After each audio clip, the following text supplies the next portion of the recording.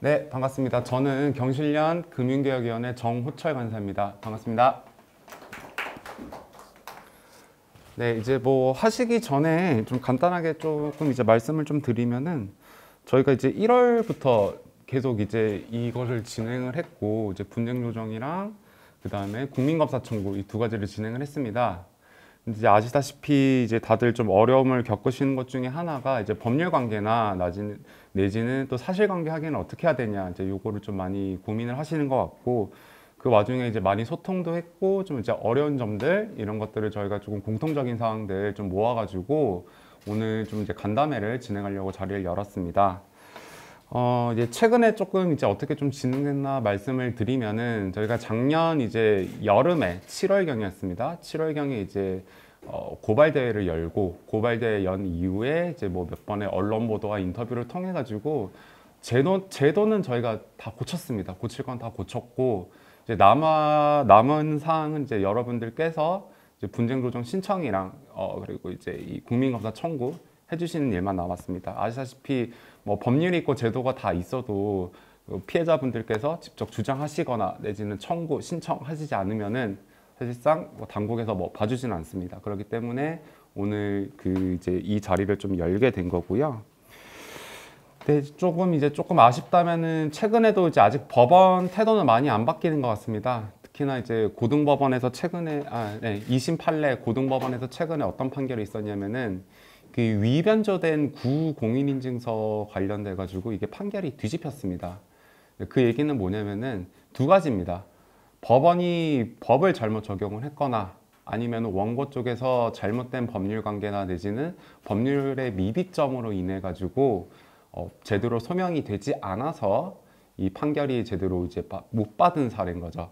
근데 이제 아시다시피 구공인인증서 같은 경우는 과거사처럼 인감증명에 거의 이제 전자인감증명이라고 우리가 얘기를 하는데 인감증명의 효력을 이제 갖는다고 이렇게 다들 알려져 있고 그리고 이제 거기에 따라서 많이 또 피해자분들에게 또 안 좋은 판결들이 많이 있었습니다. 근데 그럼에도 불구하고 적어도 위변조된 인증서나 공인인증서가 이렇게 적법하게 인정이 돼가지고 피해자분들한테 이렇게 불이익이 가는 경우는 없었단 말이죠. 최근에 또 그런 판결이 있었기 때문에 KBS에서도 크게 보도가 났었고 이 부분에 대해서도 저희가 아직도 법원이 제대로 이 사실관계랑 그리고 법률관계를 제대로 보지 않고 지금 현재 민사소송이 진행되고 있다. 이 점을 제가 말씀을 드리고 싶습니다. 자, 이제 바로 이어서 제가 좀 발제를 시작을 하겠는데요. 이제 그 별도로 저희가 드린 또 이 발제문 이거 보시면 되겠습니다. 이제 저희가 그럼 이 사건이 왜 발생이 됐고 법률 관계가 어떻게 되고 그리고 우리가 어떻게 좀 대응을 해야 되는지 이제 이 부분에 대해서 좀 말씀을 드릴 건데 저희가 이제 아까도 말씀드렸다시피 사실상 신분증 사본만 하면은 이 모든 게 다 통과가 되고 있습니다. 사본만 있으면은 사실상 뭐 인증서나 내지는 이 본인 확인 수단들 그리고 적금 매체 이런 것들을 다 이제 변경을 해가지고 손쉽게 금융거래를 누구나 할 수 있게 됐습니다. 문제는 이제 이 범인들이 신분증 사본을 얻게 됐을 때 이 피해가 생길 수밖에 없다라는 거고요. 네. 그래서 이제 두 번째로 가게 되면은 아니 그럼 도대체 시스템이 어떻게 돼 있길래 이런 문제가 발생하나. 그래서 그 두 번째를 보시게 되면은 1번부터 제가 7번까지 순서로 쭉 써놨습니다. 그래서 그 그림을 좀 참고로 하시면 될 것 같고요. 요 그림입니다.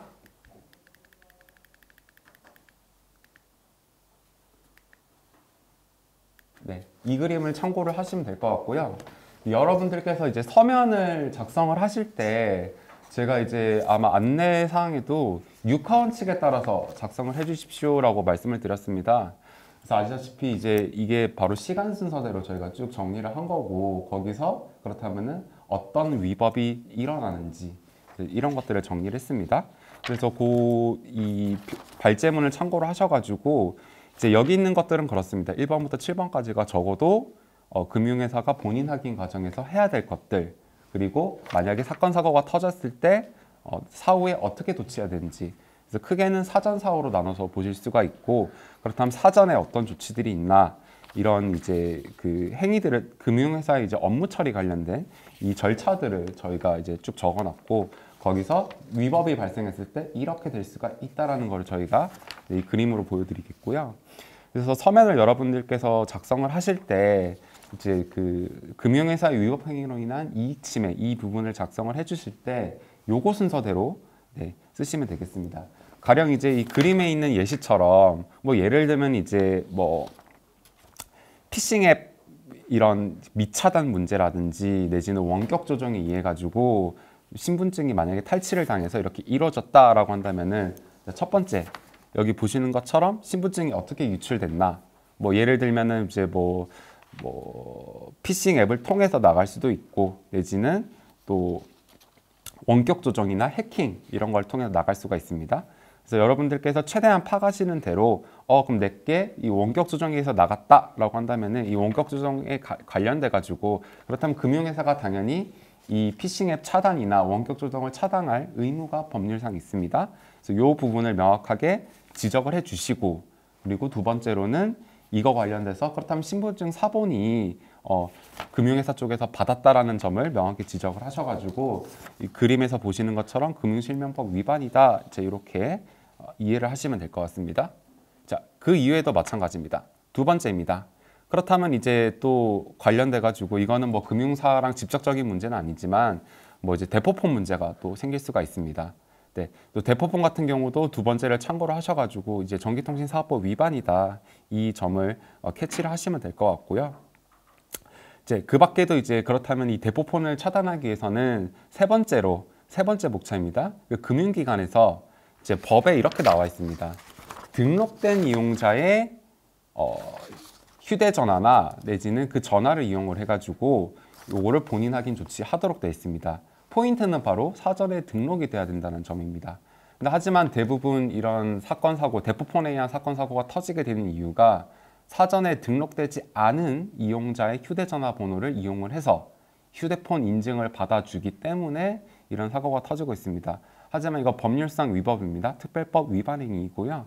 그래서 여러분께서 반드시 확인을 하셔야 될 게 내가 사건 사고가 터졌을 때 그렇다면은 이 등록된 휴대전화 내가 기존에 쓰던 휴대전화에 의해서 발생을 한 건지 내지는 이런 휴대전화 대포폰을 개통을 통해서 새로운 휴대전화 번호로 이 금융기관들이 이 본인 확인을 해서 사건 사고가 터졌는지 이런 것들을 좀 잘 짚어 주셔야 되고요. 그 다음에 네 번째입니다. 네 번째는 이제 뭐 다 공통사항인데요. 이제 보통 이렇게 이제 사본이 걸러질 수 있는 이유가 행안위 쪽에서, 그러니까 행정당국에서 이 신분증을 받았을 때 그렇다면 이 신분증 사본에 대해서 진위 확인 서비스를 해주고 있습니다. 그런데 대부분 금융회사들은 이 진위 확인 서비스를 생략을 하고 있습니다. 이거 불법입니다. 관련돼서 주민등록법에 다 나와 있고요. 주민등록법상 금융회사는 이런 전자금융 사기뿐만 아니라 본인 확인을 철저하게 하기 위해서 주민등록법상 금융회사는 이 신분증을 진위하게 할 의무가 있습니다. 그런데 대부분 저희가 이제 작년부터 문제 제기했다시피 금융회사 그 누구도 이 사본을 하고 있지 않습니다. 그렇기 때문에 이 부분에 대해서도 반드시 여러분께서 지적을 해주시고요. 그 외에도 이제 소위 말하는 시중은행들 같은 경우는 이제 본인 확인 기관으로 또 지정이 되어 있습니다. 이 본인 확인 이제 기관들 같은 경우는 전자서명법이랑 그다음에 정보통신법에 따라서 이제 또 본인 확인 의무가 조금 더 강화가 되고 있고요. 그렇다고 한다면은 이 본인 확인 의무 관련돼서 실무증 실명이랑 그리고 휴대전화 명의를 맞춰보도록 법에서 규정을 하고 있습니다. 마찬가지로 그 전에 등록된 이용자의 휴대전화를 사용을 했다면은 그 등록된 휴대전화 번호와 그리고 접근된 이 번호를 매칭을 했었겠죠. 하지만 이 대포폰을 통해서 거래가 이루어지는 이유가 이 휴대전화 명의를 일치 여부를 확인하지 않았기 때문에 발생하기 때문에 특히 대포폰 사고 같은 경우는 5번 같은 경우도 철저하게 명시를 해주시면 좋겠습니다. 네, 그 다음에 넘어가서 그렇다면 이제 이 범인들이 신분증 사본 인증을 통해서 이제 금융회사 시스템으로 이 로그인이나 접근을 했을 때 그 다음에 이제 실제로 금융거래가 이루어지려면은 소위 이제 접근 매체라고 하면은 뭐 비밀번호가 될 수도 있고요. 그리고 이 비밀번호 외에도 어떤 인증서라든지 이제 우리 은행에서 쓰는 OTP라든지 네, 이런 것들이 바로 이 접근 매체에 해당됩니다. 그래서 이 범인들이 보통 이제 이 접근 매체를 변경하기 위해서 특히나 이 비밀번호 변경을 위해서 신분증 사본만 금융회사 쪽에다가 비대면으로 제출을 하게 되면은 이것 역시 한 번에 변경을 할 수가 있게 됩니다. 그렇기 때문에 내가 만약에 비밀번호를 제공하지 않았는데 내지는 어떤 접근 매체나 인증서나 이런 OTP를 전달한 적이 없는데 만약에 이게 뚫렸다라고 한다면 이것도 네, 전자금융거래법 위반입니다. 그래서 이 부분에 대해서도 6번을 명시해 주시고요. 다만 이제 피해자분들 중에 그 비밀번호를 직접 이제 전달하신 경우도 분명히 있습니다. 이제 그 경우도 그럼 과연 이게 어떻게 해야 되냐라고 이제 여쭤보신다면은 첫째로는 이제 금융회사에서는 이중 인증 시스템을 갖추도록 하고 있기 때문에 사실상 비밀번호 하나만 전달을 한다고 해서 네, 이게 뚫리면 안 됩니다. 그리고 마찬가지로 다른 또 OTP나 내지는 인증서 그리고 그 외에도 뭐 지문을 탈취를 또 당할 수도 있는 문제고요. 그리고 그 외에도 접근 매체인 어떤 신용카드나 뭐 개인 통장 번호들 이런 것들까지도 사실은 쉽게 또 탈취를 당할 수가 있기 때문에 금융회사에서는 이중인증 시스템을 운영을 하고 있습니다. 근데 이 이중인증 시스템 관련돼 가지고 이러한 접근 매체랑 신분증 둘 다 뚫리게 되면은 네, 이런 전자금융 사기가 일어나게 됩니다. 그렇기 때문에 이 이중인증 관련돼서도 설사 피해자분들께서 비밀번호나 이런 접근 매체 관련된 정보를 전달했다고 해서 여러분들께서 뭐 잘못이 있는 게 아니라 이런 왜 그렇다면 그 사전에 이런 신분증이 유출이 돼서 본인 확인을 제대로 하지 않았는지 이 부분에 대해서 명확하게 문제를 지적을 해 주시고 그럼에도 불구하고 이 접근 매체를 내가 기망을 당해서 전달을 하게 됐다. 이 부분에 대해서도 만약에 이런 사실이 있다면 명시를 해주시면 될 것 같습니다. 네. 그 다음에 이제 이런 인증 수단들이 이제 신분증을 비롯한 이런 접근 매체들, 이런 인증 수단들이 다 넘어가게 되면은 이제 범인들은 이중 인증 절차를 뚫을 수가 있고 실제로 뭐 어떤 대출 계약이라든지 그리고 뭐 이체라든지 이런 금융 거래를 할 수 있게 됩니다. 그래서 이제 여러분들께서 7번 관련돼서는 그렇다고 한다면은 내가 얼마에 해당되는 재산을 탈취당했고 그리고 어떤 종류의 뭐 대출인지 뭐 예를 들면 뭐 주택담보대출이 될 수도 있고 뭐 자동차담보대출, 뭐 보험계약 대출 여러 가지가 있죠. 그래서 이런 것들이 이제 대출 종류가 어떤 건지도 확인을 해보시고 그리고 내 돈이 얼마가 실제로 피해 금액이 나갔는지 이제 이 부분에 대해서 확인을 하시면 될 것 같습니다. 그리고 이제 8번입니다. 그렇다면은 이런 사건 사고가 터지고 나서 금융회사들이 금융 소비자를 보호해야 될 의무가 있습니다.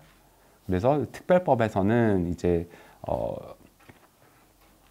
이런 전자금융 사기 방지 의무라고 해가지고 이제 이 8번 관련된 의무들이 많이 있습니다. 이제 뭐 대표적으로 우리가 이제 이런 사건 사고 터졌을 때 뭐 신고를 받아준다든지요. 뭐 이제 여러 가지가 있겠지만은 뭐 경찰 조사 이후에 또 이런 채권 소멸 절차라든지 지급 정지 절차라든지 이런 것들이 있습니다. 그리고 그 밖에도 전자금융거래법상 오류 종정 요청을 피해자가 하게 되면 금융회사는 사건 조사를 통해서 피해자에게 결과를 통보를 하고 그리고 거기에 따라서 알맞는 조치를 해주도록 법에 다 규정이 되어 있습니다. 그렇기 때문에 이 과정에서 과연 금융회사가 뭐를 위법을 했는지 그리고 금융회사가 어떤 행위를 잘못을 해서 이런 내 재산이 침해를 당했는지 이제 이런 부분들을 이 프로세스에 따라서 이해를 하시면 될 것 같고요. 그래서 그런 것들이 이제 3페이지 보시면은 그 박스 4개로 이렇게 정리가 되어 있습니다. 그래서 이제 여기에 있는 것들이 바로 이제 금융회사들이 해야 될 것들을 제가 쭉 적어놨습니다. 뭐 대표적으로 사전에 이런 원격 조정이나 악성의 이런 허용 등이란지 이런 것들에 대해서 방지해야 될 의무가 있는데 금융회사가 허술하게 보완 조치를 했다면 이 부분 써주시고 신분증 사본 유출 뭐 관계도 써주시면 좋고요. 나아가서 내가 뭐 대포폰이 개통이 됐다 그리고 그걸로 거래가 이루어졌다라고 한다면은 대포폰 사실관계도 써주시고 그리고 그 외에도 뭐 어떤 유형의 전자금융 사기 뭐 피싱이나 스미싱, 보이스피싱, 파밍, 해킹 등등 네, 여기에 대해서도 이상 거래가 이렇게 이루어졌다라는 부분을 반드시 사실관계에 명시를 해주시고 그 다음에 두 번째로 넘어가서 그렇다면 이제 이런 그 신분증이 제출이 됐을 때 금융회사는 뭘 해야 되고 금융회사가 뭘 안 했길래 이런 위반 행위가 일어났나에 대해서 사실관계를 써주시면 됩니다. 뭐 첫 번째로는 이제 신분증 4번을 확인했다라고 써주시면 될 것 같고, 그다음에 두 번째로는 등록된 이용자의 휴대전화 번호를 이용했었어야 되는데 그렇지 않았다. 미등록 신규 이용자의 휴대전화 번호를 통해서 본인 확인함으로써 이 타인 명의의 그 휴대전화로 이렇게 인증을 했다. 뭐 이런 사실들 다 써주시면 되겠습니다. 그리고 휴대전화 인증도 뭐 이제 종류가 여러 가지죠. 뭐 이제 본인 휴대전화를 통해서 영상 통화를 할 수도 있고 ARS 인증도 가능합니다. 그래서 이런 부분도 전자금융거래 내역서 확인해 보시면 다 나오니까요. 꼭 확인을 해주시고요. 그리고 그 밖에도 만약에 대포폰이었다라고 한다면은 이런 미등록 이용자의 휴대전화 번호랑 그다음 내 신분증상 명의가 일치하지 않는데 이루어졌다. 이런 부분들, 이런 것들도 잘 명시해 주시고, 그 외에도 이제 여러분들이 이중인증 수단으로서 이용하는 이런 접근 매체들, 뭐 카드, 계좌, 인증서, 그리고 그 밖에도 뭐 이제 우리가 이 모바일 뱅킹에 접속하는 이런 어떤 아이디라든지, 그리고 은행 같은 경우는 OTP도 있겠죠. 이런 부분, 어떤 나의 접근 매체가 동원이 돼서 내지는 탈취가 돼서 이 인증으로 이루어졌는지, 이런 부분들. 그리고 이런 접근 매체들도 마찬가지입니다. 금융회사가 이런 접근 매체들을 재발급하거나 내지는 뭐 비밀번호 변경 등을 통해서 재발급할 경우에는 반드시 이 신분증을 확인하도록 되어 있습니다. 그래서 문제는 이제 이 신분증 사본 때문에 결국은 접근 매체까지도 손쉽게 변경이 가능한 상황이고, 심지어 이런 은행 외에도 이제 영세금융사들은 신분증을 확인하지 않고 재발급하는 경우도 있습니다. 네, 그런 문제들이 있기 때문에 이 접근 매체 발급 관계에 관련돼서도 전자금융 거래 내역서를 보시면 꼼꼼히 잘 나와 있습니다. 그래서 이런 부분들을 확인을 하시고 접근 매체가 범인에게 어떻게 발급됐는지 이런 부분들도 확인을 하셔가지고 사실관계 넣어주시면 좋을 것 같습니다. 그 이후에 그렇다면 이제 전자금융 거래 관련돼서 어떤 금융 거래가 일어났나, 이제 여러분들께서 항상 기억해야 될 거는 모든 거래는 계약을 기반으로 이루어집니다. 그렇기 때문에 예를 들어서 내가 예금 계좌를 가지고 있다라고 한다면은 예금 계좌 번호뿐만 아니라 내가 그 예금 계좌랑 관련된 이런 계약서라든지, 그리고 내지는 범인이 뭐 비대면 대출을 했다라고 한다면은 거기에 관련된 대출 계약서가 있습니다. 여러분들께서는 이제 피해자지만은 명의자기도 하기 때문에 명의자로서 이런 범인들이 이용한 계약서나 이런 것들을 직접 확인할 수가 있습니다. 그리고 이게 이제 온라인을 통해서 뭐 모바일 뱅킹이나 이런 인터넷 뱅킹을 통해서도 확인이 가능하고요. 그리고 직접 은행 방문하셔서 요청을 하시면 주게끔 되어 있습니다. 그래서 이런 계약서들도 그렇다면 확인을 해보시는 게 좋을 것 같습니다. 그 이후에 그렇다고 한다면 이제 전자금융 실명거래 관련된 오류 사고가 어떻게 발생됐나, 이제 이런 것들을 보시게 되면은 뭐 대포폰 인증이 될 수도 있고 이제 여러 가지가 있겠죠. 그래서 이런 금융회사가 왜 이렇게 사고가 났는지에 대해서 조금 더 구체적으로 써주시면 될 것 같습니다. 그래서 어떤 인증 수단이 어떻게 털렸고, 그리고 금융회사가 이런 인증 수단을 어떻게 잘못 관리했길래 이런 사건 사고가 발생을 했고, 이런 부분에 대해서 또 써주시면 될 것 같고요. 그 밖에도 이제 또 많은 분들이 또 얘기를 하셨던 게 오픈 뱅킹입니다.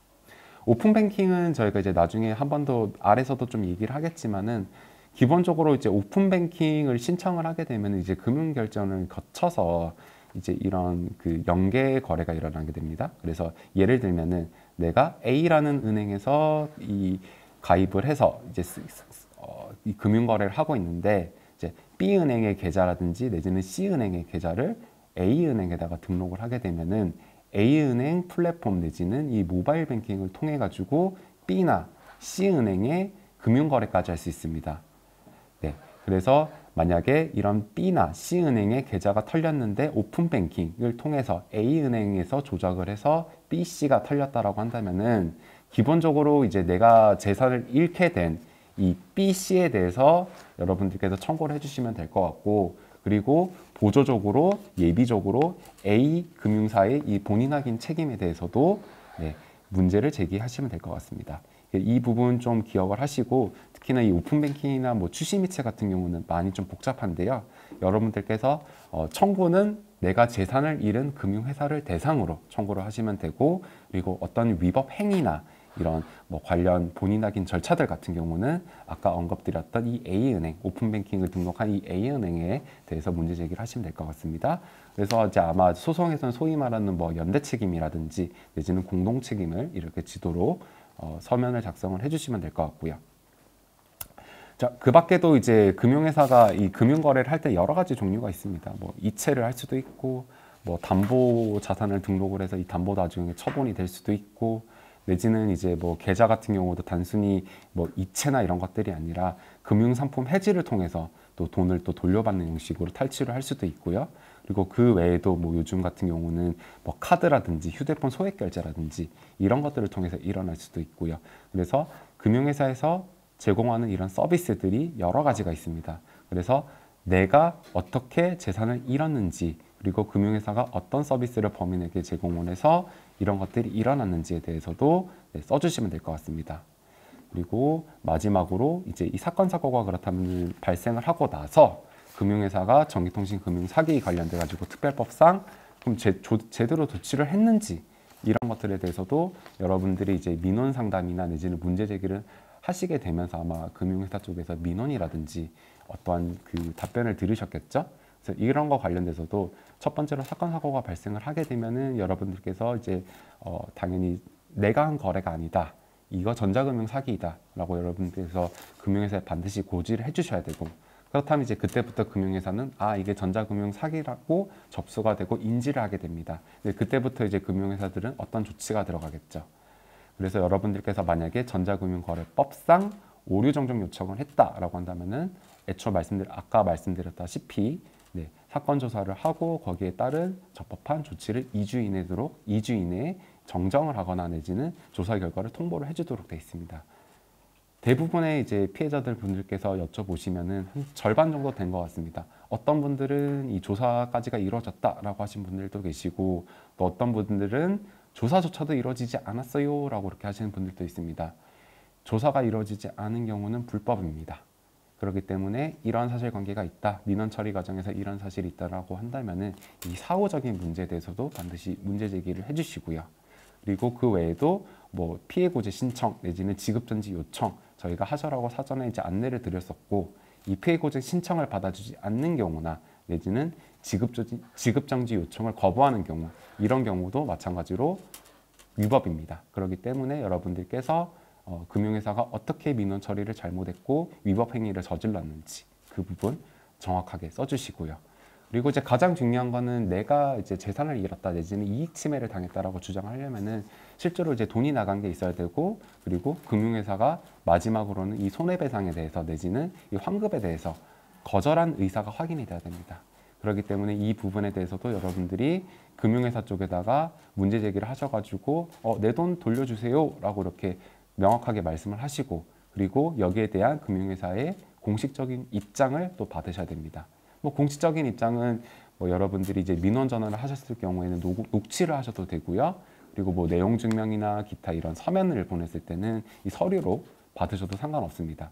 그리고 그 외에도 이제 이런 뭐 아까 말씀드렸던 정정 요청이라든지 피해 고지 신청, 지급 정지 요청 이런 것들은 다 서면으로 이루어지기 때문에 이거랑 관련된 뭐 서면 자료라든지 내지는 또 민원 전화 과정에서 녹취 자료라든지 이런 것들도 좀 다 확보를 하셔가지고 여러분들께서 가지고 계시면 될 것 같고요. 그리고 마지막으로는 이제 이 대출 문제입니다. 근데 대부분은 이제 뭐 예금 털리신 분들도 많겠지만은 대부분은 다 이제 대출 거래가 정말 많았습니다. 그리고 다들 고민을 하시는 게 대출 제가 금융회사 쪽에서 이런 뭐 어떤 압류라든지 또 경매라든지 이런 것들이 좀 걱정이 돼서 제가 사전에 먼저 돈을 갚았습니다라고 이제 하신 경우들이 분명히 있습니다. 근데 이제 아시다시피 민법에서는 이 비체 변자라고 해가지고 명의자 본인이 자기가 한 거래가 아님을 알고서도 자진해서 이렇게 만약에 이 채무를 상환을 했을 경우에는 돈을 돌려주지 않도록, 그러니까 금융회사 쪽에서 돌려줄 의무가 없습니다. 그렇기 때문에 실제로는 여러분들께서 이렇게 비체 변제를 하셨을 경우에 만약에 돈을 돌려달라고 한다면은 이거는 말로 되는 상황이 아니라 여러분들께서 소송이나 내지는 이런 분쟁 조정, 법적 절차를 통해서 대응을 하셔야 되고요. 특히나 이제 이 비채 변제 같은 경우는 사실상 법률상으로도 금융회사가 돌려줄 의무가 없기 때문에 여러분들께서 매우 불리한 상황이 될 수가 있습니다. 다만 이제 이 법에서는 도의관념에 부적합한 비채 변제 같은 경우는 또 반대로 돌려주게끔 이렇게 또 얘기를 하고 있습니다. 대표적으로 이제 뭐 금융회사 쪽에서 고금리에 이런 이자를 징구를 한다든지 내지는 법정 금리를 초과해서 특히나 이렇게 징구한 경우에는 분명히 불법 추심이고 불법 대출입니다. 이 경우에는 네, 이 대출 자체에 문제가 있다라는 점을 얘기를 하셔가지고 도의관념에 부적합한 이 비채 변제를 유도를 했다 내지는 불법 추심을 했다라고 이렇게 또 언급을 해주시면은 여러분들께서 사전에 이제 이자라든지 원금을 일부 갚은 사실이 있더라도 여기에 대해서도 반환 청구를 받을 수가 있습니다. 그리고 그 밖에도 이런 대출 거래 같은 경우는 항상 만기가 지나고 나서야 압류나 처분, 최고 등이 이루어질 수가 있습니다.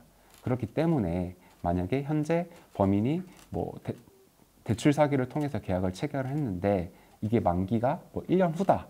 근데 1년 전에 이런 어떤 뭐 돈을 갚아라고 뭐 최고를 한다든지 내지는 압류나 이런 경매에 관련돼 가지고 고지하는 경우가 있습니다.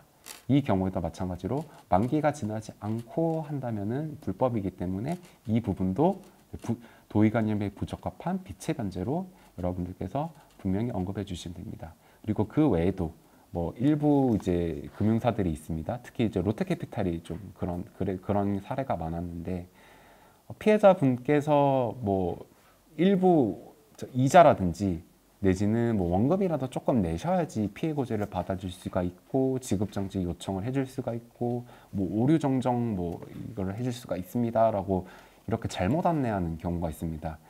이 법률상의 의무를 조건으로 이러한 비채 변제를 유도하는 것은 불법 추심입니다.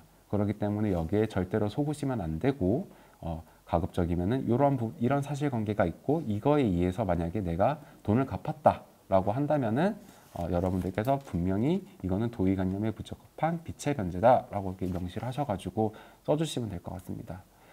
대부분은 다들 이제 비채 변제를 하게 된 이유가 결국은 고금리라든지 내지는 계속 불어나는 이런 대출이자라든지 이런 것들이 이제 심적 부담이 돼서 내지는 또 뭐 내가 또 체결을 했던 기존의 다른 대출 계약건이라든지 이런 것들의 피해가 우려가 갈까봐 또 결국은 어쩔 수 없이 이자를 또 갚는 경우가 있습니다. 그 경우에도 마찬가지로 금융회사 쪽에서 이러이러한 그 불법 추심이래 이런 압류라든지 내지는 이런 뭐 부동산 경매 처분 등을 이렇게 계속 최고를 하고 내지는 또 고금리의 이자를 징수함으로써 내 생활에 실질적인 이런 피해가 간다고 한다면은 뭐 그게 부동산 경매가 될 수도 있고요. 그리고 여러분들이 뭐 기존에 운영했던 이런 자금상의 문제라든지 경제적인 어려움을 겪는다든지 이런 문제가 있다라고 한다면은 내가 왜 어쩔 수 없이 그 비채 변제를 할 수밖에 없었는지 내가 자진해서 내가 뭐 체결한 대출이 아니지만은 왜 어쩔 수 없이 갚을 수밖에 없었는지 이 부분에 대해서도 그 사정을 잘 쓰시게 되면은 뭐 법원뿐만 아니라 저희가 이제 신청하는 이런 뭐 금융감독원에서도 이 도의관념에 부적합한 비채 변제로 판단을 하고 돌려줄 수 있도록 해줄 수도 있습니다. 그렇기 때문에 이러한 사정이 있다라고 한다면은 여러분들께서 반드시 이런 부분도 좀 명시를 해주셔야지 비채 변제를 돌려받기 유리하다라는 점 기억을 하시면 될 것 같습니다. 자, 3페이지 세 번째입니다. 그렇다면 이제 또 다들 많이들 이제 얘기를 하셨던 게 뭐 금융회사랑 이제 직접적인 거래가 아니더라도 이렇게 오픈 뱅킹을 통해서 하는 경우도 많습니다. 그래서 그렇다면 이제 다들 뭐 궁금해 하시는 게 추심이체가 뭐냐라고 이렇게 여쭤보시는 분들이 되게 많은데요. 추심이체가 아까도 이제 말씀드렸다시피 내가 직접적으로 거래하는 은행이나 뭐 내지는 금융기관을 통해서 거래가 된 게 아니라 타행이나 내지는 타 금융기관에 등록된 이 플랫폼을 통해서 그 플랫폼에 이제 계좌나 뭐 카드 그리고 그 외에도 뭐 여러 가지들을 금융 상품들을 등록을 할 수가 있습니다. 이거를 통해서 만약에 타 금융회사의 플랫폼을 통해서 털리게 됐다고 한다면은 대부분은 다 이제 오픈 뱅킹으로 보시면 될 것 같고요. 그래서 이 오픈 뱅킹이 위험한 게 결국은 신분증 사본 하나 다른 금융회사에서 털리게 되면은 다른 멀쩡한 금융회사의 금융상품이라든지 내지는 등록된 이런 계좌들이 다 털릴 수가 있게 됩니다. 그렇기 때문에 여러분들께서 오픈뱅킹을 통해서 만약에 그 사고가 발생을 한다고 한다면은 그렇다면은 청구 신청 대상이 누구인지 어떤 금융사랑 어떤 금융사가 오픈뱅킹 관련돼 가지고 어떤 관계인지 이런 것들도 다 써주셔야 되고요. 그리고 그 과정에서 또 그 계좌를 제공한 그 금융회사의 의무 그리고 내지는 오픈뱅킹을 운영하는 그 회사의 이런 업무 처리 관련된 의무 이런 것들이 다 나눠져 있습니다. 그렇기 때문에 이런 이제 본인 확인 절차라든지 내지는 또 돈이 나가게 되는 절차 이런 것들을 조금 구분을 하셔가지고 사고 금융 회사별로 명확하게 써주시면 될 것 같습니다. 그리고 이런 오픈뱅킹 같은 경우는 주로 이제 제1금융권보다는요 제2, 제3금융권 뭐 예를 들면 제2금융권이라고 한다면 저축은행이 될 수가 있겠고요. 그리고 제3이라고 한다면 뭐 증권사나 여신사 이런 경우가 있고요. 이제 이런 쪽에서 제1, 2, 3 금융권 사이에서 이제 일어나는 거래들이 바로 오픈뱅킹이라고 여러분들께서 기억을 하시면 될 것 같고요. 그 밖에 이제 뭐 정식 금융권은 아니지만은 전자금융 거래 업자들 소위 말해서 뭐 카카오페이 포함해가지고 무슨 페이, 뭐 티몬 이런 것들 등등등등 여러 가지가 있습니다. 그래서 이런 것들 뭐 어떤 전자 쿠폰이라든지 뭐 전자 상품권 그리고 뭐 구글페이 뭐 이런 걸 통해서 나갔다라고 한다면은 이것도 마찬가지로 오픈뱅킹을 이용한 출시 미체입니다. 그래서 이런 부분들도 여러분들께서 그 구조를 조금 이해를 하시고 사고금융회사별로 구분을 하셔가지고 누가 어떤 위법 행위를 저질렀고 이런 행위들을 통해서 내 재산이 이익 침해를 당했다라고 주장을 해주시면 될 것 같습니다. 그래서 그 3번 그림을 좀 참고를 하시면 많이 도움이 될 것 같고요. 네, 마지막입니다. 자, 그럼에도 불구하고 이제 금융기관들은 이제 뭐 이런 문제가 그럼 왜 계속 그 개선이 안 되고 있냐라고 이제 좀 정리를 해보면은 첫 번째는 그렇습니다. 원본을 확인을 해야 되는데 계속 사본을 확인을 하고 있습니다.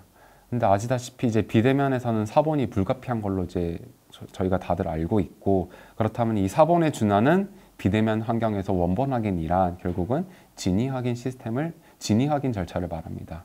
하지만 이제 아까도 말씀드렸다시피 앞서서 그 2페이지의 4번 그림처럼 금융회사들 그 누구도 진위 확인을 하지 않았다라는 게 사실은 저희가 작년에도 문제 제기를 했었고 현재까지도 여전히 좀 잘 지켜지지 않고 있는 그 문제들 중에 하나입니다. 그래서 분명히 이제 여러분들께서 기억하셔야 될 거는 사본 때문에 나갔다라는 점 그리고 이거를 통해서 내 모든 인증수단이 털리고 금융거래가 이루어졌다라는 점 그리고 추가로 휴대전화 관련돼서 여러분들이 다 피해를 입으셨기 때문에 특히나 대포폰이라든지 이 휴대전화 보안 관련돼서 그렇다면은 본인 확인 절차가 어떻게 이루어졌는지 휴대전화 번호 명의자랑 그 다음에 내 신분증 명의를 좀 제대로 확인을 한 것인지 이런 부분들에 대해서 여러분들이 분명하게 지적을 해주셔야 될 것 같고요. 현재 이제 저희가 이렇게 마지막으로 이제 다 말씀을 드렸지만은 이렇게 문제 제기를 했음에도 불구하고 당국에서 뭐 제도도 고치고 했겠지만은 아직까지도 지금 피해 구제라든지 이런 보상 절차들, 환급 절차들이 제대로 이행이 되지 않고 있는 상황입니다. 뭐 원인이야 이제 여러 가지겠지만은 제가 봤을 때는 그렇습니다. 이제 당국에서도 사실은 의지를 가지고 좀 구제를 해줘야 되는데 현재쯤 좀 그렇지 않은 상황인 걸로 제가 보여지고요.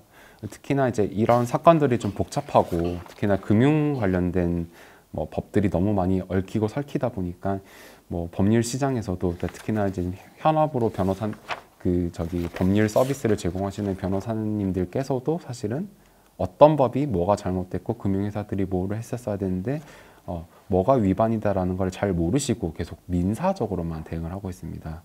근데 아시다시피 이제 금융 소비자에게는 이 금융 관련된 법령들 뭐 전자금융거래법뿐만 아니라 그리고 특별법 이런 것들이 금융 소비자들한테 워낙 유리하게도 돼 있기 때문에 또 이런 것들을 또 아시고 조금 대응을 하시게 되면은 그래도 1심에서 어느 정도 좋은 결과를 많이 받아내시는데 현재 계속 이제 민사 규정으로만 하시는 분들이 너무 많으셔가지고 사실은 오늘 이 자리를 마련을 하게 됐고요. 그래서 여러분들께서 이제 궁금하신 점들은 이 1페이지부터 5페이지까지에 해당되는 발제문들을 조금 확인을 하셔가지고 어떤 게 잘못됐고 그리고 어떤 거를 이런 서면에다가 쓰셔야 될지 이런 것들을 좀 기억을 하시면 좋을 것 같고요. 그리고 이제 마지막으로는 6페이지입니다. 그렇다면 이제 뭐 어떻게 방지를 해야 되고 어떻게 대응을 해야 되나 제가 그 절차들을 이렇게 쭉 써놨습니다. 처음부터 조금씩 이제 확인을 해보시면은 뭐 예방 방법은 저희가 따로 소개하지 않고요. 그거는 이제 6페이지 파란색 박스 읽어보시면 될 것 같고 저희는 이제 대처 방법만 제가 하나씩 소개를 드리겠습니다. 첫 번째로는 이제 전자금융 사기가 발생을 했을 때 이제 여러분들께서 바로 하셔야 될 게 이 지급정지입니다. 작년까지만 해도 이제 피해자께서 직접 지급정지하는 게 어려워가지고 창구를 방문을 하셨어야 되는데 최근에는 금융결제원에서 제공하는 계좌 정보 통합 관리 서비스 요거를 통해서 할 수 있습니다. 그 인터넷에 어카운트 인포라고 치시면은 이 서비스를 이용할 수가 있고요. 여기를 통해 가지고 내 계좌 지급 정지를 직접 신청을 하고 그리고 그 외에도 내가 털린 재산이 있는지 없는지 확인을 하고 싶다라고 한다면은 내 계좌 카드 한눈에 내지는 금융정보 조회를 통해 가지고 예금, 카드, 증권, 보험, 대출 현황 다 확인하실 수가 있습니다. 뭐 아시다시피 예금 같은 경우는 내 계좌에서 돈이 나갔는지를 뭐 문자로 통보를 받거나 뭐 로그인 통해서 확인 가능하시겠지만은 대출이 엉뚱한 금융회사, 내가 기존에 거래하지 않았던 금융회사에서 이루어졌다라고 한다면은 이 금융회사에서 나한테 통보가 오기 전까지 뭐 이게 이자 징구가 될 수도 있고요, 독촉이 될 수도 있고요, 이런 거를 받기 전까지 알지를 못합니다. 그렇기 때문에 여러분들께서 이 어카운트 인포 사이트를 이용을 하셔가지고 내가 예금이 털렸는데 혹시나 사기 대출까지 당했는지 여부가 궁금하시면 이 어카운트 인포를 통해서 검색이 가능하고요. 그래서 1번 같은 경우는 근데 이제 여러분들께서 주의하셔야 될 점이 뭐 밑에도 써놨지만은 뭐 미성년자나 뭐 제2국민 뭐 단체들 이런 분들은 이용 불가능합니다. 순수히 개인만 이용을 할 수가 있고요. 그리고 그 밖에도 여러분들께서 만약에 범인이 불법금융을 이용했다, 뭐 소위 말한 재산금융권도 아니고 뭐 제사금융권의 이러한 어떤 대부업이나 대부업도 불법 대부업을 이용했다, 정식 금융업체가 아닌 데를 이용했다라고 한다면은 이 어카운트 인포를 통해서도 조금 확인하기는 어렵습니다. 이런 점들 좀 감안을 하시고요. 네, 두 번째입니다. 그렇다면 이제 이거를 통해서 이제 뭐 초동 조치를 처음에 1번처럼 하고 두 번째처럼 이제 여러분들께서 이제 금융회사 쪽에 방문을 하셔서 뭐 조치를 하실 수가 있습니다. 첫 번째로는 이제 이게 터지게 되면은 어쨌든 급한 대로 여러분이 콜센터에 연락을 하셔가지고 일단은 금융회사 쪽에 반드시 전자금융 사기임을 알려줘야 됩니다. 내가 한 거래가 아니라라는 사실을 명확하게 민원 전화 통화를 통해서 알려주셔야 되고요. 그게 민원 전화 하시면서 뭐 오류 정정 요청을 하신다든지 그리고 내지는 뭐 피해 고지 신청 그리고 지급 정지 요청 그리고 그 밖에도 만약에 필요한 서류가 있다라고 한다면은 뭐 전자금융거래 내역서가 필요합니다라고 얘기를 하셔가지고 이런 콜센터에다가 얘기를 하셔도 됩니다. 그리고 여러분이 또 이 전자금융 거래 내역서나 내지는 이런 신청서들을 먼저 말씀을 하시게 되면 아마 이제 금융회사를 또 방문을 하셔야 됩니다. 그래서 직접 창구에 가셔가지고 관련된 신청서나 요청서 그리고 내역서를 받아보실 수가 있는데 그 전에 여러분들께서 전자금융 사기 관련돼 가지고 반드시 112에 경찰 신고를 하셔야 됩니다. 뭐 그 외에도 1332 이 보이스피싱 신고센터에다가 전화를 하시게 되면은 여러분들의 이런 전자금융 사기 관련돼 가지고 경찰 쪽에서 다 등록이 되고요. 그리고 여기에 따라서 경찰 쪽에서 신고 확인증을 받아 가셔서 금융회사를 방문해야지 이런 아까 말씀드렸던 뭐 신청이나 요청 그리고 내역 절차들이 다 가능합니다. 그래서 반드시 경찰 신고를 하시고 금융회사를 방문을 하실 것을 말씀을 드리겠습니다.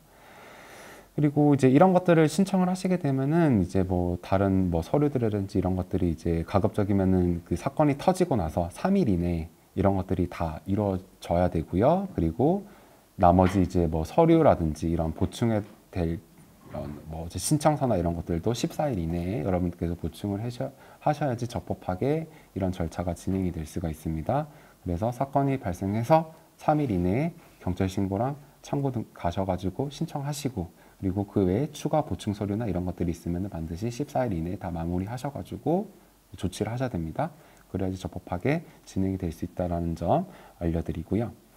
그리고 이제 아까 말씀드렸던 이런 모든 뭐 요청이나 신청 과정에서 금융회사랑 대화하는 과정에서 네, 가급적이면은 뭐 서면이라든지 그리고 특히나 녹화라든지 그리고 내지는 뭐 반드시 해야 될 거는 녹취라든지 이런 것들을 통해 가지고 반드시 증거를 남기고, 그리고 또 중요한 거는 금융회사랑 그 피해자분들 간의 이런 상호 간의 입장 차이 확인을 하셔가지고 녹취라든지 이런 사실관계를 확인하는 게 가장 중요합니다.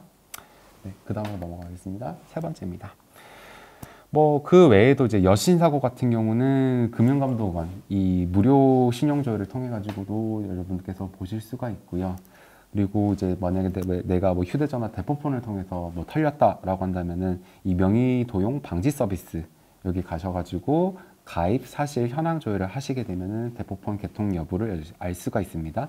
만약에 대포폰이 개통이 됐다라고 한다면은 이 통사 뭐 전화를 하시든지 직접 찾아가셔가지고 차단 신고를 하시면 됩니다. 그래서 4번 관련돼서도 네 번째 관련돼서도 꼭 기억을 하셔야 되고요. 그리고 그 외에도 뭐 꼭 금융거래뿐만 아니라 개인정보가 털리게 되면은 뭐 다른 뭐 이런 전자 상거래를 담당하는 이런 뭐 쇼핑몰이라든지 이런 일반 회사를 통해서도 여러분 재산이 털리게 될 수가 있습니다. 그렇기 때문에 내 이 개인정보가 어디로 유출됐고 그리고 어디 홈페이지에 어느 회사가 운영하는 그 플랫폼에서 내 개인정보가 지금 이용이 되고 있는지 이런 것들도 프라이버시 클린 서비스를 통해서 여러분들께서 확인하실 수가 있습니다.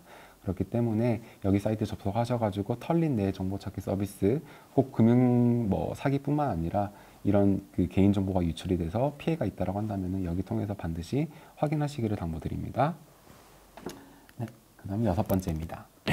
6번째로는 그렇다고 한다면은 이제 다 신청이 됐고 뭐 금융회사 쪽에서도 인지를 했고 다 접수가 된 상황입니다.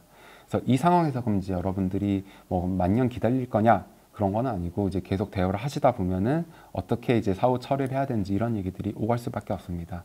그렇기 때문에 이제 금융회사 쪽에 내가 예를 들어서 내가 뭐 대출 사기를 당했다라고 했을 때 금융회사 쪽에다가 이런 상환 유예를 좀 여쭤보고 좀 요청을 하다든지 내지는 아니 나도 억울한데 좀 이자라도 좀 면제를 해주세요라고 이렇게 요청을 한다든지 그 외에도 현재 지금 법적 절차를 밟고 있는데 당신네들이 저기 대출 사기 관련돼 가지고 너네 갖고 있는 그 채권 소멸해야 되는 거 아니냐 이런 뭐 법률상의 채권 소멸 절차라든지 그리고 전자금융거래법상 그 무과실 책임에 따라 가지고 이제 금융회사들은 자 사고보험을 들게끔 되어 있습니다. 그래서 이 전자금융 사기가 또 발생을 했기 때문에 여기에 따라서 또 금융회사가 사고보험을 신청을 해가지고 상호 간의 이런 손해에 대해서 보존할 수 있는 방법은 없는지 이런 것들도 언급을 해주셔야 되고요. 그리고 이제 민법 관련돼서는 구상권이 또 있습니다. 알다시피 이제 여기서 문제가 되는 거는 여러분들과 금융회사 간의 관계이지 그 전자금융 사기를 친 어떤 그 얼굴 모르는 그 범인이랑 여러분들 간의 형사사건이 아닙니다. 그 범인이랑 금융회사 간의 관계죠. 그렇기 때문에 금융회사가 먼저 여러분들에게 이 손해나 이런 환급 조치를 하고 나중에 범인이 잡히게 되면은 금융회사가 이 범인들을 통해서 그 돈을 회수를 하는 이런 절차가 바로 구상권입니다. 그렇기 때문에 이제 적법하게 한다고 한다면 이제 구상권을 청구를 저기가 금융회사 쪽에서 할 수 있게끔 안내를 해주셔가지고 알려주시는 게 좋습니다. 대부분 이제 뭐 금융회사에 전화를 하시게 되면은 전문적으로 그 금융 소비자 보호 담당관들이 다 있습니다. 그래서 이거를 또 아시는 분들도 계시고 특히나 창구 같은 경우는 이런 뭐 절차라든지 내지는 뭐 신고, 요청 그리고 뭐 내역서 이런 거 다 모르는 경우가 되게 많습니다. 그 외에도 이런 사건 사고 터졌을 때 뭐 상환유예, 이자 면제, 채권 소멸, 무과실 책임에 따른 사고보험, 구상권 이런 것들도 창구에서 제대로 안내를 못합니다. 그래서 여러분들께서 이런 거 관련돼 가지고 반드시 가급적이면은 금융소비자 보호 담당관이랑 직접 통화를 하셔가지고 여러분들께서 이러이러한 방법이 있으니까 이렇게 좀 같이 조치를 해보면 어떨까요? 라고 이렇게 여쭤보시면은 일부 금융사 같은 경우는 뭐 상환유예를 해준다든지 이자 면제를 하는 사례가 분명히 있습니다. 그렇기 때문에 여러분들께서 이거를 꼭 얘기를 하시고 만약에 그렇다면 또 거부를 한다라고 한다면은 이것도 마찬가지로 녹취 등을 통해 가지고 금융회사가 내가 이렇게 요청했는데 거부를 했다라는 거 명확하게 의사 확인을 하시기 바랍니다. 네, 그 다음으로 넘어가세요. 그렇다면 이제 네, 그 다음 넘어가겠습니다. 그렇다면 이제 또 다들 궁금해 하시는 게 이제 만약에 이렇게 사고 대출금, 빚의 변제 관련된 부분인데요. 그럼 이 사고 대출이 일어났을 때 이제 그 대출금이 회수가 된 경우가 있습니다. 소위 이제 지급 정지를 통해 가지고 회수가 된 경우가 있는데 다들 여쭤보시는 게 아니 이 경우에도 내가 돈을 받아야 되나요? 라고 질문하시는 분들이 많습니다. 근데 아시다시피 법률상에서 여러분들이 직접 대출을 신청한 게 아니기 때문에 여러분들의 금원이 아닙니다. 다만 여러분들 명의로만 나갔을 뿐입니다. 그렇기 때문에 여러분들 재산이 아니기 때문에 금융회사에서 지급 정지를 통해서 대출금을 회수했다라고 요청을 받아서 여러분 돈 받으시겠습니까? 라고 이렇게 여쭤보시면은 원칙적으로는 돈을 받으시면 안 됩니다. 그 의미는 뭐냐면 여러분이 돈을 받는 순간 내가 거래했다라고 이렇게 인정하는 의사가 될 수도 있기 때문에 여러분들께서 이거를 감안을 하시고 만약에 금융회사 쪽에서 이렇게 연락이 왔다라고 한다면은 아니 내가 한 거래가 아닌데 당신네들이 알아서 처리하세요 라고 이렇게 알려주시면 가장 좋습니다. 그러면은 금융회사 쪽에서 알아서 처리를 하는 경우가 있습니다. 그렇기 때문에 여러분들께서 이거를 기억을 하시고요. 근데 다만 이제 뭐 여러분들께서도 이제 계속 지금 겪고 있는 피해가 이런 이자 징수라든지 내지는 이런 문제들입니다. 그래서 이자 관련돼 가지고 좀 내가 부담이 간다 내지는 또 경제적으로 피해가 있을 것 같다라고 판단이 서시면은 뭐 예를 들어서 이제 대출금이 회수된 상황에서는 뭐 대출 이자가 얼마 안 된다. 뭐 10,000원 미만이다 내지는 뭐 얼마 미만이다 내가 이 정도는 부담하고 빨리 대출금을 해소를 하고 싶다라고 하신 분들은 그냥 받으셔가지고 해소를 하셔도 상관없습니다. 그리고 이 부분에 대해서도 이제 가급적이면은 뭐 금융회사 쪽에다가 서로 협의하에 뭐 내가 이자를 좀 더 내고 이렇게 해소를 할 수도 있고요. 또 이자 면제를 받을 수도 있고요. 이런 부분들이 있기 때문에 금액이 이제 뭐 대출금이 소액이다라고 한다면은 이런 부분들도 금융회사랑 잘 얘기를 해가지고 처리하는 방법도 있습니다. 네, 그 다음 7번입니다. 7번을 얘기를 했고, 네, 그 다음 8번입니다. 사고 대출에 대해서 이제 채무 상환을 또 최고받거나 또 독촉받던 경우에 여러분들께서 반드시 명심을 해야 될 게 비체 변제임을 반드시 기억하셔야 됩니다. 비체 변제는 아까도 말씀드렸다시피 하시게 되면 못 돌려받습니다. 또 그 외에도 만기 전에 뭐 이런 신용 불용이나 내지는 압류 등을 빌미로 계속 뭐 변제를 요구를 한다든지 그리고 이런 피해 구제 등을 조건으로 계속 원금이나 이자를 갚으세요라고 계속 유도를 한다든지 이런 것들 다 불법 추진입니다. 이런 부분들도 반드시 기억을 해주셨으면 좋겠고요. 그리고 9번입니다. 그럼 사고금융사가 앞선 절차들에 대해서 이렇게 좀 거부했을 경우에 그렇다면 이제 또 어떤 또 방법이 있냐? 저희가 이제 여기 더 챗이라고 이제 어디 공익재단에서 운영하는 사이트인데요. 여기에 이제 전자금융 거래된 정보들이 많이 또 공유가 되고 있습니다. 그래서 특히나 이 반복적으로 또 이 동일범의 소인이다 내지는 또 반복적으로 이루어지는 수법이다 이런 것들 같은 경우에는 이 챗을 통해 가지고 혹시나 이 관련된 뭐 피해자가 뭐 검거가 됐는지 내지는 유사사례인지 이런 것들을 조금 확인을 하셔가지고 담당 경찰서나 금융회사 쪽에다가 이러이러한 사례가 있고 이렇게 처리가 됐는데 제 사건도 좀 이렇게 똑같이 봐주세요 라고 이렇게 요청을 해주시게 되면은 경찰도 마찬가지고 사고금융회사 쪽에서도 많은 도움이 됩니다. 그렇기 때문에 이런 것들 여부를 잘 확인을 하셔가지고 9번처럼 대응을 해주면 좋을 것 같고요. 네.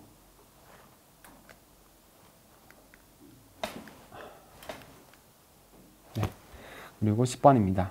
그럼에도 불구하고 앞선 절차들을 뭐 다 거부한다 라고 한다면은 이제 사전에 이런 뭐 확보됐던 증거 자료들, 뭐 전자금융거래 내역서라든지 관련 뭐 계약서라든지 이런 것들을 다 수집을 하셔가지고 금융감독원에다가 민원 신청을 해주시면 됩니다.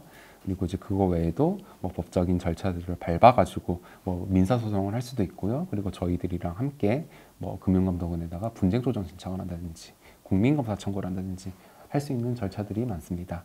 그래서 여러분들께서 이제 이런 서면이나 이런 것들을 작성하실 때 신청하실 때 다른 분들도 항상 기억을 하셔야 될 게 뭐 내가 예를 들어서 예금이 털렸다 그러면은 금융회사 쪽에다가 예금 반환 청구를 한다든지 그리고 내가 뭐 대출 사기를 당했다 내 채무가 없으면 확인해 주세요 라고 소위 말하는 채무 보존제 확인 소송을 한다든지 그 외에도 뭐 이런 전자금융 거래를 통해 가지고 아까 오픈뱅킹이나 뭐 기타 뭐 추심이체를 한 경우에 어떤 폐일류겠죠. 이런 경우에 사고를 당했을 때는 추심이체 출금 취소를 한다든지 그 외에도 내가 억울하게 이 이자를 냈는데 지금 못 돌려받는 상황이다. 그렇다고 한다면은 빚의 변제 반환 청구라든지 이렇게 청구를 하셔가지고 내가 돌려받을 재산에 대해서 이 부당이득 반환 청구를 하시게 되면 됩니다. 이제 이런 점들을 쭉 고려를 해주시면 되고, 기본적으로 이제 민사랑은 다르게 이런 그 금융회사랑, 그러니까 이제 상거래하는 업체들이죠. 이런 쪽이랑 이제 문제가 발생을 하게 되면은 법적인 이런 소송 시효는 약 5년입니다. 5년이기 때문에 조정도 마찬가지로 5년이고요. 그래서 이런 것들을 진행을 해야 될 경우에는 이 소송 시효 좀 감안을 먼저 하셔야 되고요. 그리고 시효는 소송을 제기하는 순간 정지가 됩니다. 이런 점들 감안을 하시고 이제 인질로부터 좀 5년이 넘어가지 않게끔 여러분들께서 주의를 하셔야 되고요. 그리고 두 번째로는 2천만 원 미만의 소액 사건입니다. 뭐 예를 들어서 내 예금이 2천만 원 미만으로 털렸다든지 내지는 또 2천만 원 미만의 이 사기 대출이 이뤄졌다든지 이러한 경우에는 마찬가지로 소액 사건으로 취급이 되기 때문에 이 소액 사건이라고 한다면 일반 그 민사 소송이랑은 좀 다르게 이 변론 절차가 많이 생략이 됩니다. 그렇기 때문에 여러분들께서 서면을 철저하게 작성을 하셔가지고 제출해야지 그나마 이 소액 사건에서 어느 정도 봐줄 가능성이 크고요. 그리고 아마 대부분은 이제 2천만 원 미만 같은 경우는 이 소액 사건 같은 경우는 거의 뭐 판결이 5분 이내로 다 끝납니다. 그렇기 때문에 아시다시피 여러분들께서 주장하시는 게 다 받아들여지지 않는 가능성이 높기 때문에 2천만 원 미만의 이 사건들 같은 경우는 그래도 명확하게 쓰셔가지고 서면으로 최대한 작성해서 내시면은 그래도 어느 정도 또 결과를 또 예상을 할 수가 있습니다. 그리고 특히나 이제 2천만 원 미만의 이런 소액 사건들 같은 경우는 뭐 변호사 사셔가지고 하기도 좀 애매한 부분들이 많습니다. 뭐 예를 들어서 내가 한 뭐 100만 원 잃어버렸는데 500만 원짜리 변호사를 사가지고 뭐 소송을 진행할 수는 없잖아요. 그렇기 때문에 저희가 이제 홈페이지에 공지를 했던 것처럼 서면 작성법 여러분들께서 알아두셨다가 이런 것들을 작성을 하셔가지고 내가 스스로 민사소송을 해보겠다라고 한다면은 소액사건 같은 경우는 여러분들 스스로도 하실 수가 있습니다. 그래서 법원에다가 전자서면을 내주면은 뭐 소액 뭐 민사 이 사건을 진행을 할 수가 있고요. 그리고 뭐 그렇게 뭐 민사 법원을 통해서 하지 않더라도 금융감독원이나 이런 쪽에 민원 제기를 하셔가지고 분쟁 조정이라든지 그리고 뭐 그 외에도 위법 사실이 있다라고 한다면은 현재 지금 저희가 200명을 모아가지고 국민검사 청구를 진행을 하고 있는데요. 저희랑 또 함께 하시게 되면은 또 금융회사의 위법까지도 이렇게 확인할 수 있는 절차들을 이용할 수가 있습니다. 그래서 여러분들께서 이렇게 사건 사고가 발생을 했을 때 그렇다면은 내가 당장 뭘 해야 되는지 아까 설명드렸던 그 6페이지 마지막에 1번부터 10번까지 이 절차들을 항상 기억을 하시고요. 그리고 여기에 있는 절차들을 다 취했다. 그리고 내가 뭐 어떤 민사소송이나 내지는 저희 그 경실련과 함께 분쟁조정이라든지 이런 것들을 함께 하기 위해서 서면을 작성하겠다라고 하시면은 2페이지랑 3페이지에 있는 이런 그 금융회사들의 업무 처리 관계를 좀 이해를 하셔가지고 그 과정에서 금융회사가 뭐를 잘못했고 그리고 금융회사의 잘못으로 인해서 내 재산이 나갔다라는 그 사실에 대해서 유카원칙에 따라서 금융회사별로 구분해서 써주시면 될 것 같습니다. 그래서 여러분들께서 이제 뭐 많이 가장 어려운 점이 아마 이런 법률 관계라든지 그리고 금융회사 시스템이 어떻게 돌아가는지 업무 처리가 어떻게 되는지 사실은 일반 금융소비자가 알기가 되게 어렵습니다. 근데 그럼에도 불구하고 이런 업무 절차들을 정확하고 제일 빠르고 쉽게 이해하는 방법은 관련 법령을 직접 다 읽어보시면 됩니다. 관련 법령은 뭐 어려운 내용이 아닙니다. 금융회사가 업무 처리를 하는데 무엇을 어떻게 처리를 해야 되고 그리고 어떤 순서로 해야 되고 그리고 만약에 사건 사고가 발생했을 때 금융소비자한테 어떻게 보호를 해야 되고 어떻게 보상 조치를 해야 되고 이 모든 것들이 다 나와 있습니다.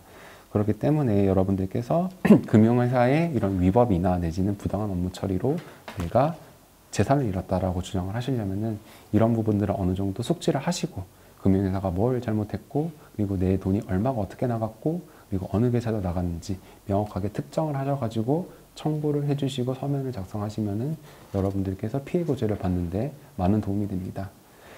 네. 뭐 이제 이로써 좀 발제를 마치겠고요. 제가 이제 마지막으로 꼭 드리고 싶은 말이 뭐냐면은 첫째로는 이제 여러분들께서 기억하셔야 될 점이 이 서면 작성 관련돼 가지고 좀 이게 완벽하지 않은데 좀 걱정이 돼요 이런 말들을 많이 합니다. 근데 알다시피 이런 모든 사실관계가 여러 그 금융회사를 통해서 일어난 경우도 있고, 그리고 또 특히나 타인이 또 탈취해서 거래를 한 거기 때문에 이 당한 사람 입장에서는 이게 어떻게 일어났나 도저히 알 수가 없습니다. 그리고 눈에도 보이지도 않고요. 그럼에도 불구하고 여러분들께서 서면으로 통해서 작성된 그 전자금융거래내역서라든지 이런 계약서들, 이 서면을 통해서 최대한 그 정보를 끌어모으신 다음에 이것들을 종합을 하셔가지고 사실관계를 좀 다시 재구성을 해주실 필요가 있고요. 그리고 여러분들께서 확보한 서류 범위 내에서 최대한 작성을 해주시면 됩니다. 그리고 아시다시피 이 서류만으로 모든 사실관계가 확인이 되고 확정이 되지는 않습니다.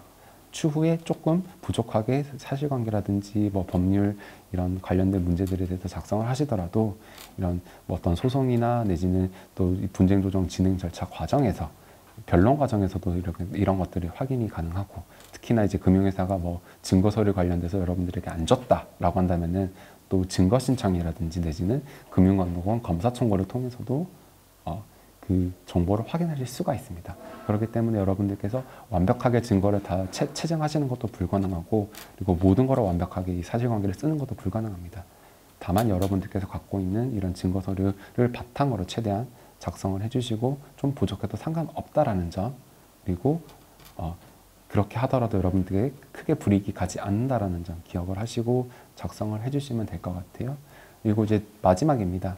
마지막으로 제가 이제 말씀드릴 거는 다들 이제 비체 변제에 관련돼 가지고 많은 이제 말씀들이 많으십니다. 아니 당장 뭐 내가 이때까지 살면서 대출도 해본 적도 없고, 그리고 계속 이자가 쌓여가지고 지금 몇 천만 원이 불어나고 있는데 이거 그냥 무시를 저기 하기가 좀 어려운데 이거 어떻게 해야 되냐라고 다들 고민을 하십니다. 제가 말씀드릴 수 있는 거는 그냥 무시하고 안 갚고 태연하게 갖고 계시면 됩니다. 중요한 거는 뭐 예금 피해 같은 경우는 여러분들 재산이 집정 나가기 때문에 돌려받아야 될 상황이지만은 이 대출 사기 같은 경우는 안 갚고 가만히 냅두면 그만입니다. 그래서 여러분들께서 오히려 태연하게 대응하실 필요가 있고요. 반대로 오히려 안 달란 쪽은 금융회사입니다. 금융회사는 자기 돈이 나갔고 현재 마이너스인 상황이기 때문에 누가 됐든 어떤 상대가 됐든 명의자가 됐든 범인이 됐든 물불 가리지 않고 돈을 받아내려고 할 것입니다. 사채업자처럼 말이죠. 그런 상황이기 때문에 그 현재 지금 돈이 나가서 아쉬운 쪽은 금융회사들이 절대 여러분이 아닙니다. 이런 점을 잘 감안을 하시고 오히려 침착하고 태연하게 대응을 하시고, 여기에 대해서도 뭐 스트레스 받지 마시고 좀 대응을 하셨으면 좀 더 좋겠고요. 그렇게 침착하게 대응을 해야지 사실상 잘 방어를 해낼 수가 있고, 금융회사 쪽에서도 뭐 압류라든지 처분이라든지 이런 것들이 들어오시게 되면은 뭐 여러분들이 만약에 뭐 급한 대로 뭐 가처분 신청이라든지 그리고 내지는 소송으로 또 맞받아칠 수 있는 이런 준비가 또 돼 있으셔야 되거든요. 그렇기 때문에 이런 것들을 좀 잘 알아두셨다가 서류를 미리 꾸려놓고, 만약에 금융회사 쪽에서 뭐 압류나 가처분이나 돈을 안 갚는다고 해서 어떤 불이익을 준다라고 했을 때는 여러분들이 법원이나 내지는 또 금융감독원을 통해 가지고 이런 서류들을 제출을 하시게 되면 이런 것들을 다 정지시키고 무효화시킬 수가 있습니다. 그래서 이런 점들을 좀 기억을 하시고 대응을 해주시면 좋을 것 같아요. 네, 좀 내용이 많이 길었고요. 네, 이거 끝나고 이어서 이제 저희가 질의응답 시간을 좀 갖도록 하겠습니다. 이상 마치겠고요. 기타 문의사항이 있으시면 언제든지 경실련으로 연락 주시면 감사하겠습니다. 감사합니다.